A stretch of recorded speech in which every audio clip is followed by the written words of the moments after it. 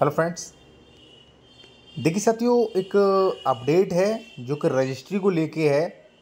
और ये क्या अपडेट है वो आप जान लीजिए। हो सकता है आपके लिए बहुत आने वाले भविष्य में जो है आपको बहुत फ़ायदा दे। यहाँ पे आप देख सकते हैं संपत्ति की रजिस्ट्री यानी कि बैनामा वगैरह कराने के लिए निबंधक दफ्तर यानी कि रजिस्ट्री ऑफिस निबंधक दफ्तर जाने से छुटकारा मिलेगा। अब साथियों चलिए ये देख लेते हैं ये है क्या नियम और इससे जो है आपको क्या क्या बेनिफिट जो हैं वो होने वाले हैं। ठीक है जी।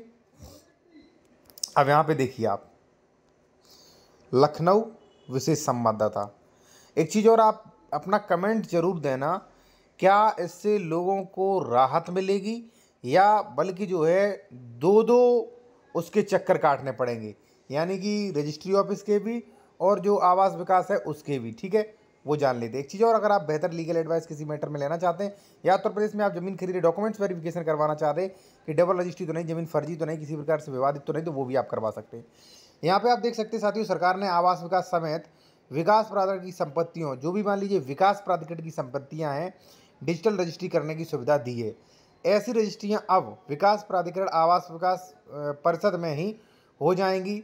मुख्यमंत्री योगी आदित्यनाथ की अध्यक्षता में मंगलवार को कैबिनेट में हुई बैठक यह फैसला हुआ। मौजूदा समय में सभी प्रकार की संपत्तियों की रजिस्ट्री कराने के लिए निबंधक कार्यालय में जाना पड़ता है।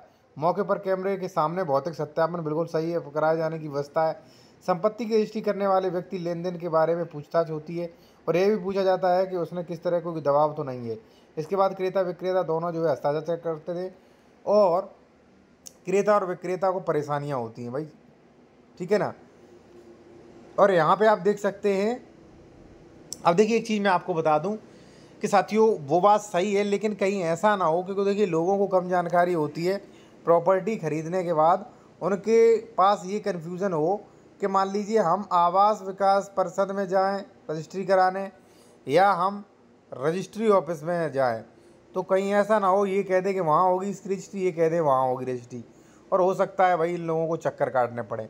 आपकी क्या राय है आप ज़रूर बताएं। ठीक है ना। अब देखिए यहाँ पे लिखा है के लिए पायलट प्रोजेक्ट के रूप में आवास विकास परिषद और सभी प्राधिकरणों में डिजिटल रजिस्ट्री की सुविधा शुरू होने करने का फैसला है। कहा गया है कि इस नई व्यवस्था से धांधली पर अंकुश लगेगा। इसके साथ रजिस्ट्री कार्यालयों में भीड़ कम होगी। देखिए मैं एक बात बिल्कुल एक्सेप्ट नहीं करूंगा कि धांधली पर अंकुश लगेगा। मैं आपको बता दूं बैंक फाइनेंस कर रहा है फिर भी उन प्रॉपर्टियों पर विवाद हो रहे हैं। तो भाई मैं सरकार से ये कहूँगा कि कृपया करके आप कोई ऐसा नियम निकाल दें भाई, जिससे जो लोग रजिस्ट्री कराते कम से कम रजिस्ट्री करने के बाद उन्हें ये श्योरिटी तो रहे कि हाँ उन्होंने पैसा डाला है तो उनकी प्रॉपर्टी पर बुलडोजर नहीं चलेगा, उनकी प्रॉपर्टी पर कोई कब्जा नहीं करेगा। तो कम से कम ये श्योरिटी तो दे दी जाए भाई, या रजिस्ट्री ही न किया जाए भाई। 2-3 लाख रुपए आप ले लेते हैं, उसके बाद जो है बेचारा कोर्ट कचहरी के चक्कर काटे क्लाइंट। ठीक है ना। तो ये चीज़ कहीं ना कहीं सरकार को सुधारनी चाहिए। इससे मुझे लगता है धोखाधड़ी पर कोई अंकुश नहीं लगेगा। ठीक है। अब देखिए यहाँ पे अंकुश लगाने के साथ रजिस्ट्री कार्यालय में भीड़ की कमी हो सकती है। हाँ भीड़ की कमी तो हो सकती है, ये बिल्कुल सही है।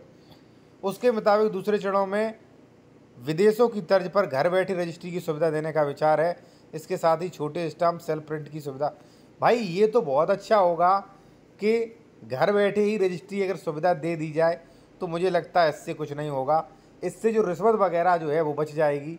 ठीक है। लेकिन हाँ जो अधिवक्ता साथी हैं, एडवोकेट्स हैं, उनका बड़ा नुकसान हो जाएगा। ठीक है ना।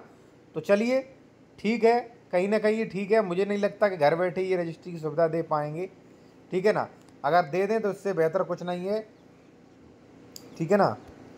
और साथियों बाकी अगर मान लीजिए आपको किसी मैटर पे कंसल्टेशन करना है, किसी क्रिमिनल मैटर पे या सिविल मैटर पे, registry matter, property transfer act, UPRC, ठीक है, या आपको प्रॉपर्टी के डॉक्यूमेंट्स आपको वेरीफाई कराने कि भाई इसकी डबल रजिस्ट्री तो नहीं है, इसका अंश से अधिक विक्रय तो नहीं है, इसकी स्वामित्व चयन क्या है, इसका श्रेणी नंबर, खातेदार का वर्ग, लोन संबंधी, तो वो भी आप करवा सकते हैं, वो भी सुविधा ले सकते हैं। हमारा कॉन्टैक्ट नंबर वीडियो में दिया गया है। सर धन्यवाद।